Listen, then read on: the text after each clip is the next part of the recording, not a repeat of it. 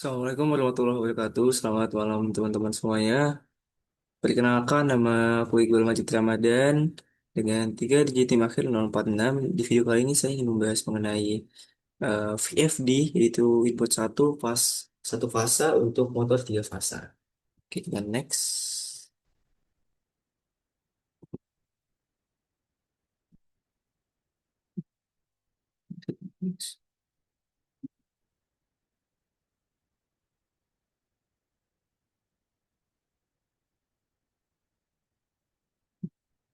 Apa itu VFD? Nah, VFD sendiri adalah Variable Frequency Drive, adalah perangkat elektronik yang digunakan untuk mengatur kecepatan dan torsi motor listrik AC dengan cara mengubah frekuensi serta tegangan suplai yang diberikan ke motor. Biasanya alat ini digunakan di sistem industri karena mampu mengontrol kecepatan motor secara halus, efisien, serta menghemat energi listrik. Selain itu, penggunaan VFD juga sangat-sangat membantu memperpanjang umur motor dan mengurangi beban mekanis akibat perubahan kecepatan yang mendadak. Nah,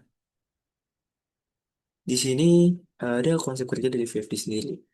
Nah, konsep kerjanya yaitu pada dasarnya ini merupakan proses pengaturan kecepatan dan torsi motor AC, khususnya motor reduksi, melalui pengendalian frekuensi dan tegangan yang diberikan ke motor.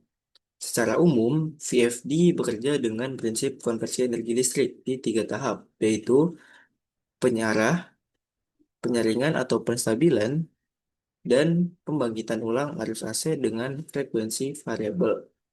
Tahap pertama adalah yaitu rectifier. Rectifier itu penyarahan, di mana arus bolak-balik AC dari sumber listrik diubah menjadi arus arah DC menggunakan dioda atau thermistor.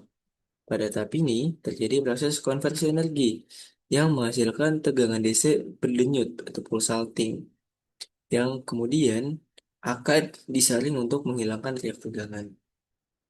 Tahap kedua yaitu deselling atau penstabilan yang berfungsi sebagai penyangga energi sementara dan penstabil tegangan DC hasil dari penyarah. Bagian ini biasanya terdiri dari kapasitor elektrolit besar dan kadang ditambah dengan induktor untuk mengurangi riak arus current ripple. Jadi mengurangi ripple itu. Deselling juga berperan dalam menjaga kontinuitas suplai daya dan mencegah fluktuasi mendadak yang bisa mempengaruhi kinerja motor. Tegangan DC yang stabil dari tahap ini menjadi input bagi tahap berikutnya, yaitu inverter. Nah, tahap ketiga yaitu inverter merupakan bagian paling kompleks dan penting dari sistem VFD. Pada tahap ini, tegangan DC diubah kembali menjadi arus bolak-balik AC menggunakan komponen semikonduktor daya seperti IGBT Insulated Gate Bipolar Transistor atau MOSFET yang dikontrol secara digital. Pengaturan dilakukan dengan metode PWM, yaitu teknik pengendalian lebar pulsa untuk menghasilkan bentuk gelombang sinusoidal sintetis yang mendekati gelombang AC murni. Frekuensi dari gelombang AC hasil inverter ini dapat diubah sesuai perintah pengendali. Misalnya, menghasilkan kecepatan putar motor yang bervariasi. Selain mengubah frekuensi, VFD juga secara proporsional menyesuaikan tegangan keluaran terhadap frekuensi, dikenal sebagai V per F ratio, agar medan magnet motor tetap optimal dan torsi motor tidak menurun pada berbagai kecepatan. Sistem pengendalian dalam VFD umumnya dikendalikan oleh microcontroller atau prosesor digital yang memproses sinyal umpan balik dari sensor arus, tegangan, maupun kecepatan motor. Dengan adanya loop control ini, VFD mampu menjaga performa motor tetap stabil, efisien, dan responsif terhadap perubahan beban. Selain itu, beberapa VFD modern juga dilengkapi dengan fitur perlindungan terhadap lonjakan arus, tegangan berlebih, panas berlebih, hingga gangguan harmonisa yang dapat merusak sistem kelistrikan. Keseluruhan proses ini memungkinkan VFD untuk mengatur kecepatan, torsi, dan arah putaran motor dengan presisi tinggi, sekaligus meningkatkan efisiensi energi dan umur pakai motor pada berbagai aplikasi industri.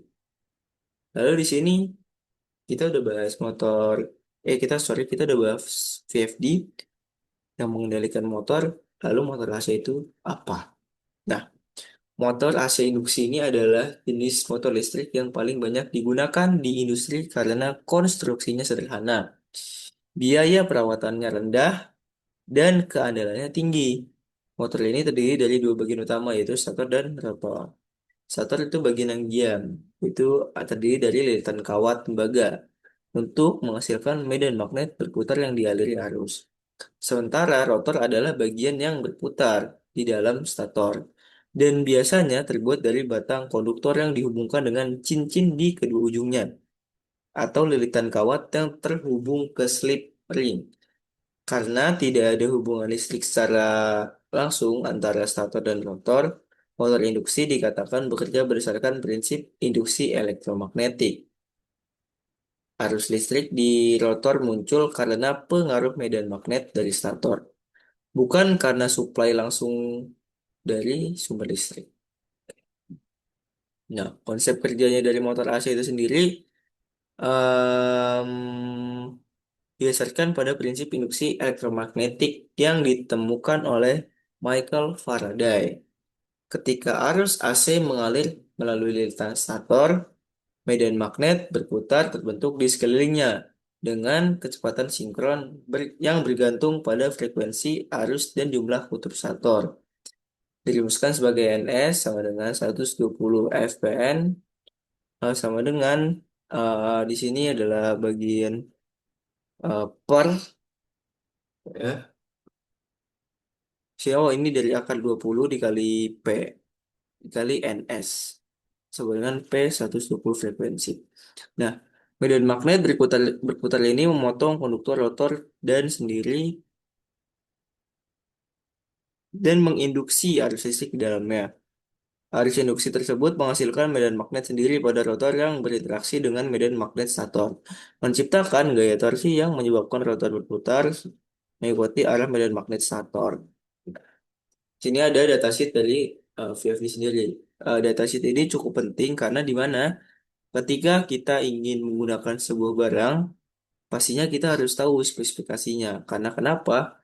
Karena datasheet ini mencakup apa yang kita butuhkan dan misalkan pertimbangan dengan uang sekian, kita butuh apa namanya VFD yang seperti apa.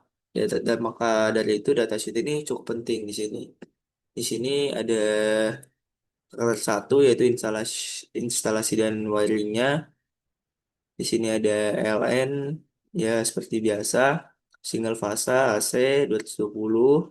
Lalu di sini auto terminal itu connect ke tiga fasa seperti judulnya tadi dan ada grounding terminalnya. Nah, di sini ada single fasa input dan outputnya. Di sini ada LN single fasa 220 volt input terminal. Di bagian sini LN, lalu di sini UWV ini sebagai output terminal connect ke single fasa 220 AC motor. Lalu di sini ada groundingnya, GND-nya. Lalu di sini untuk yang tiga fasa, di sini ada RST di sini sebagai inputnya, lalu sebagai outputnya juga ada tiga. Di sini ada groundingnya juga. Di sini kurang lebih sampai 380 volt karena tiga fasa teman-teman. Lalu di sini ada terminal deskripsinya di sini. Di sini ada 15 V per 24 V. Di sini untuk voltasenya. Di sini untuk nih seperti yang bisa kita baca di sini untuk outputnya. Di sini X6 itu sebagai input sinyal. Di sini juga jadi input sinyal di X5, X4 sampai dengan X1. Lalu di sini port-portnya di sini cukup banyak. Ada COM seperti biasa, ada VL1 ini sebagai analog voltage input.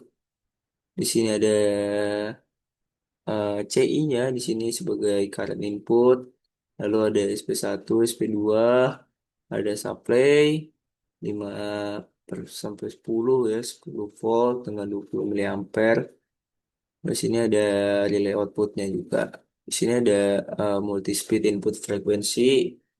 Di sini bisa kita lihat ada main speed, ada section speed 1 sampai dengan 7 dan lain-lain. Nah, lalu di sini ada operation panel. Di sini mungkin yang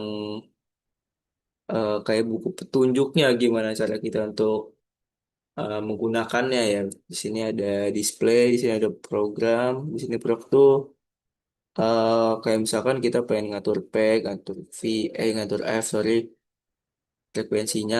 Lalu di sini ada funk per data itu kurang lebih kayak OK-nya gitu teman-teman. Lalu ada tombol FWD-nya. Di sini ada tombol up and down-nya. Di sini ada run-nya, ada stop-nya. Nah, program data ini mungkin masih ada program ini mungkin ada yang bingung kayak sebenarnya ini kayak pengen ngatur aja misalkan kita pengen ngatur frekuensi ya udah kita habis itu oke. Kalau kita pencet lagi prognya kita ganti ke bagian mana? Bagian P-nya. Di sini untuk P-nya ini atau parameter ini seperti ini teman-teman. Dari P0 sampai di sini ada P32 sampai di sini sampai di ada P127 ya cukup banyak di sini tapi untuk praktikum kali ini yang digunakan tuh sampai sekitar P42-an teman-teman. 42. Ya, 42. Tuh. Lalu di sini kita langsung masuk ke karakteristik frekuensi RPM dan arusnya. Di sini yang kita dapat kemarin dan bisa kita lihat grafiknya kurang lebih seperti ini. Hubungan frekuensi terhadap RPM dan arus fasanya kurang lebih seperti ini teman-teman.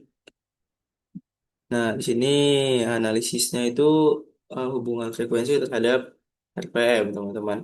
Dari grafik terlihat bahwa RPM meningkat secara hampir linear terhadap frekuensi. Nah, kita lihat ya teman-teman di sini. Lalu hal ini sesuai dengan prinsip dasar motor induksi yaitu kecepatan sinkron motor ditentukan oleh persamaan Ns sama dengan 120 dikali frekuensi per jumlah kutub motornya. Karena jumlah kutub itu tetap, maka kenaikan frekuensi langsung menaikkan kecepatan putaran motor RPM. Nah, grafik menunjukkan kenaikan dari sekitar 192 RPM pada bagian 10 Hz hingga melewati 2661 RPM pada 100 Hz, teman-teman. Artinya, di sini VFD berhasil mengontrol kecepatan motor secara proporsional terhadap frekuensi. Seperti itu. Jadi, frekuensi jok kita dari rendah, itu dari 10 ke 100, di mana itu berpengaruh terhadap RPM-nya, teman-teman, atau arus fasanya. Lalu, sorry untuk RPM-nya, untuk arus fasanya di sini bisa kita lihat agak sebenarnya di sini kurang bisa dideteksi karena dari memang dari 10, 0,8, 0,9 sampai dengan 1 di situ ada kesalahan mungkin dari eh, tang meternya itu harusnya mungkin lebih semakin tinggi juga maka harusnya bakal semakin naik juga di sini. Enggak, ini malah malah turun turun turun gitu. Dan ini di sini ada hubungan frekuensi terhadap arusnya. Arus fasa, arus stator naik 0,3 sampai pada 10 Hz. Mungkin ini ada sedikit kesalahan. Nah, lalu di sini kita langsung ke uji ramnya, akselerasi dan deakselerasi. Nah, di sini pada P34, P42, lalu ini frekuensinya tetap sama, yaitu ada di 75 Hz.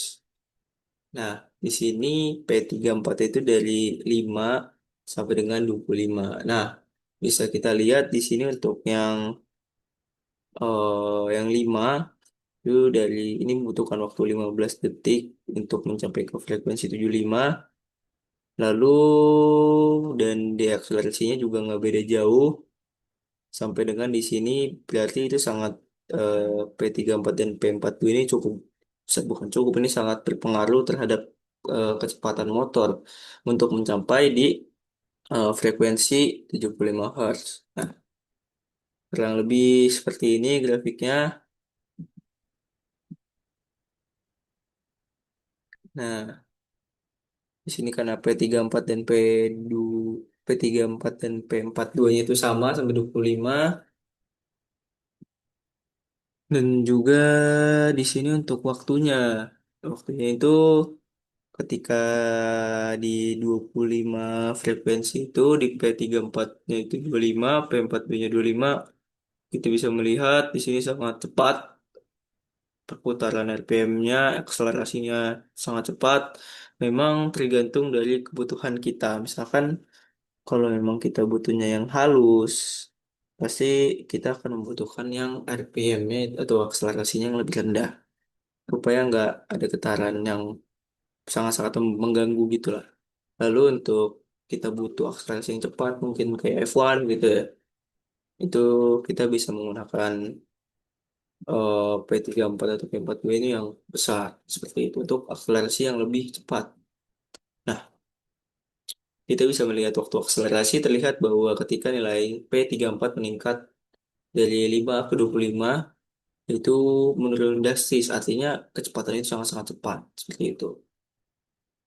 Lalu untuk deakselerasinya di sini juga peningkatan P42 sini dari sekitar 15,33 hanya menjadi 3,23 second aja. Jadi sangat-sangat cepat seperti itu. Karena balik lagi di sini kita tergantung kebutuhan kita itu apa.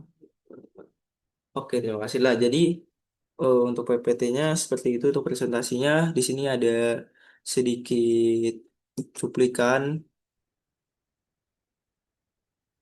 Nah, yang dimana di sini kita mengatur apa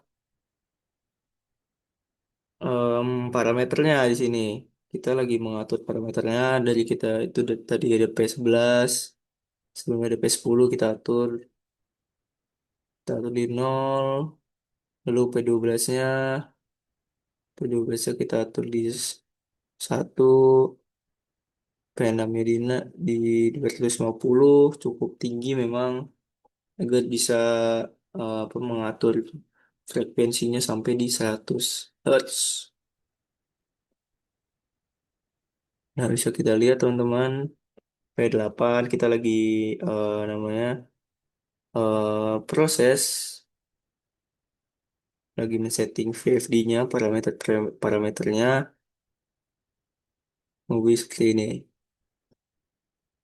Mengatur sampai di P34 lalu di P42.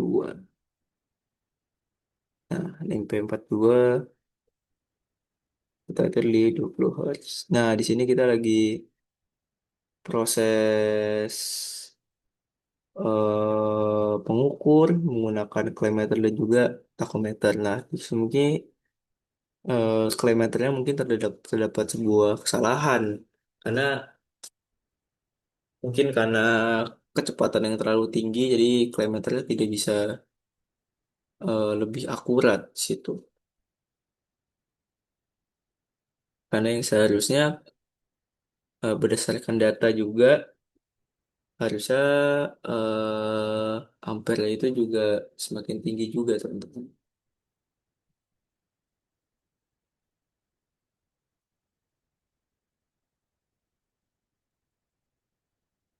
Nah, kita lagi proses mengatur di sini, kita lagi mengukur.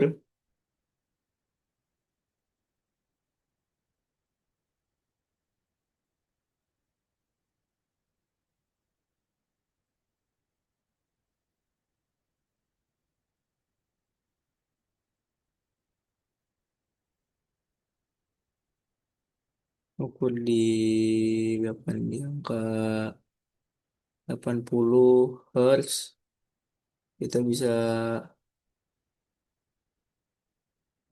melihat berapa RPM yang didapat.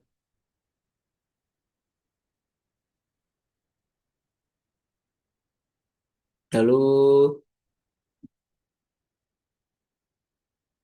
di sini ada pengaturan kembali untuk bagian uji RAM di akselerasi dan juga di akselerasi. Karena di sini ada yang beberapa yang ada diubah yaitu P34 dan P42. Karena di sini frekuensinya itu kita tetap di 75 di sini. Ini saja. Nah, di sini ada proses akselerasi dan deakselerasi, teman-teman.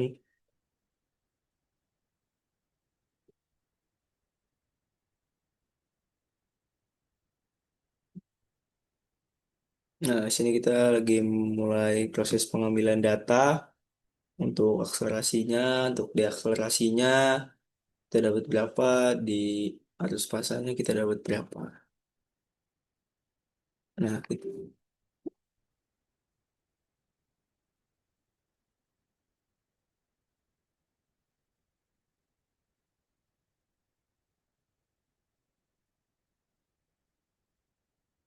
42, P42 kita atur ke 15. So, ini yang di tahap 15, teman-teman. Dan frekuensinya sama, 75. Udah sampai di 75. Nah, kita dapat di 5 detik. 5 detik, 17. Lalu di akselerasinya kita coba lagi sampai dia berhenti.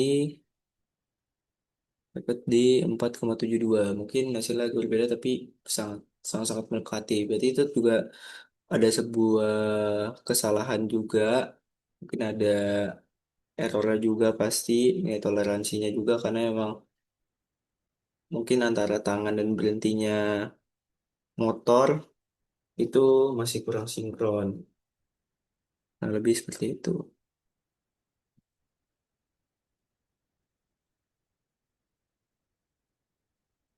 Nah, ini yang bagian terakhir yaitu di yang P34 itu di angka 25, di P42-nya itu di angka 25 juga. Di sini cukup cepat. Nah, kurang lebih seperti itu kita mendapatkan di waktu 3 detik. Jadi P34 dan P42 ini sangat-sangat berpengaruh terhadap em, kecepatan yang didapat gitu. P42 di sini mungkin perlu diketahui juga itu untuk digunakan untuk uji transien.